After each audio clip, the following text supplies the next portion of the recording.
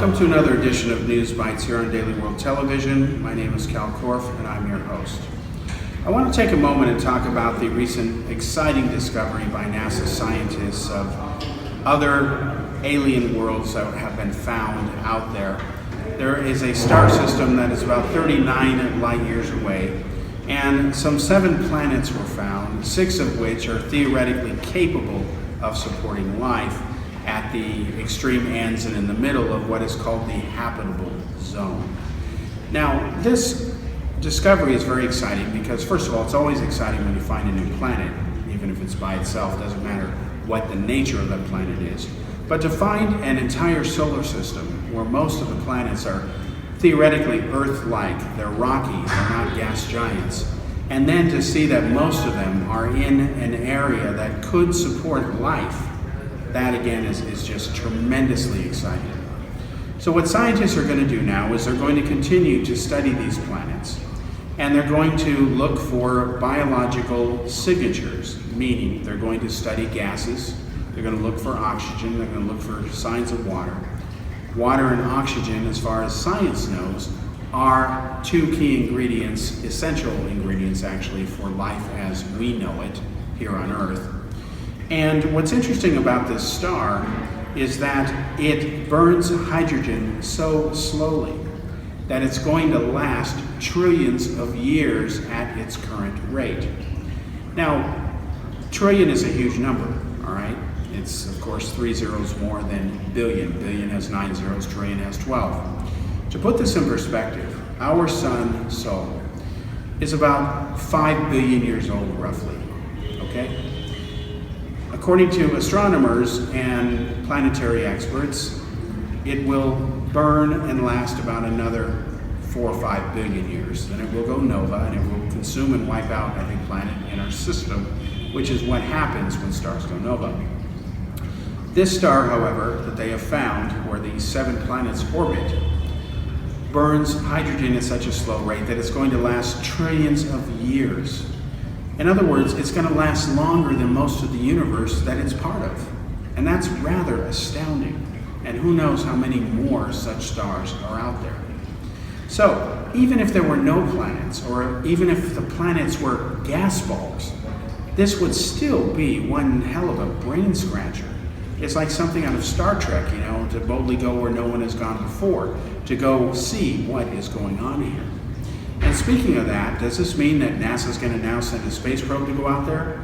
Well, maybe, maybe not. It is a fact that scientists and engineers are busy working away on new generation engines for space exploration ships, which can theoretically go out to some of the nearby stars, and they can come back within a so-called reasonable length of time. But let's qualify what we mean by that. Our nearest stellar neighbor is Proxima Centauri. There's Proxima A, Proxima B. Around Proxima B, a planet was discovered months ago which is Earth-like and has water as far as science knows. Doesn't mean it has life. They have yet to make that determination. But the fact that we have a Earth-like life-bearing candidate within 4.3 light years is rather interesting, and it absolutely puts the Proxima Centauri system as perhaps the leading candidate to send the first interstellar mission to another star. Let me explain why. If a star is 4.3 light years away, it takes 4.3 Earth years for that light to reach from the star to Earth. If Proxima Centauri were to blow up, people observing it from the Earth wouldn't know that until 4.3 years later. Our sun, Sol, is about 8 light minutes away. That means if the sun does something now, we on Earth won't be able to see that for another 8 minutes. That's because even at this incredibly fast rate of the speed of light, the universe is, of course, enormously vast. So, if we had a spacecraft that could go to Proxima Centauri at the speed of light, it would take about 4.3 years pilot time, or rather Earth time, to get there, and then another 4.3 years to come back. So you'd make the round trip, assuming you'd spend a week or two or a month or two there, maybe longer, gathering specimen samples, running tests, whatever. So basically the whole mission ends up taking maybe about 9.5 years round trip, but that's Earth time. Yet as you go towards the speed of light, as famed physicist Einstein proved, time slows down for the pilot. So I'll use a very real example here, and it's a popular one from, ironically, UFO literature. If you were to go out a distance of 37 light years at 99.9% of the speed of light, it would take you 6 months of pilot time to travel that distance, while everyone on Earth would age 37 years each way. 37 years to a star system, 37 years back. And Einstein said that you can't reach the speed of light because mass would become infinite. And of course, that is not going to hold any spaceship together that we know of.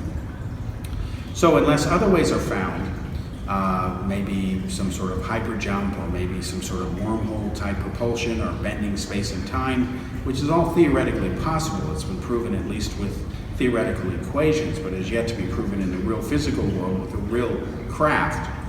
You'll see that we have to use very powerful engines just to use fast or powerful thrust. So it means using these engines to ramp up or to continually gain speed the further they go, so that they peak out at velocities near that of light. They stay constant at that velocity, then they slow down, arrive at the star, do whatever they're going to do, then they repeat the same process coming back. This means that, of course, in the case of Proxima Centauri, 4.3 light years, it might take 6 years to get there, maybe 7, but those are relatively short periods of time compared to other stars out there. The new star system that has been found with these amazing Earth-like planets is about 39 light years away. So if you do the math on that, it's 39 Earth years to get there, another 39 to come back, and basically if there were a pilot on that ship, everyone he knew would have died a long time ago by the time he made it safely back to Earth. This again is the time dilation theory in physics that Einstein proved. The pilot himself would only age a couple of years. So that's how this stuff works. It absolutely is mind-bending. It's been the plot and idea behind many science fiction stories, which are truly incredible. Because at the end of the day, as Einstein proved, and this is a truism of life, truth is often more fascinating and interesting and bizarre than fiction.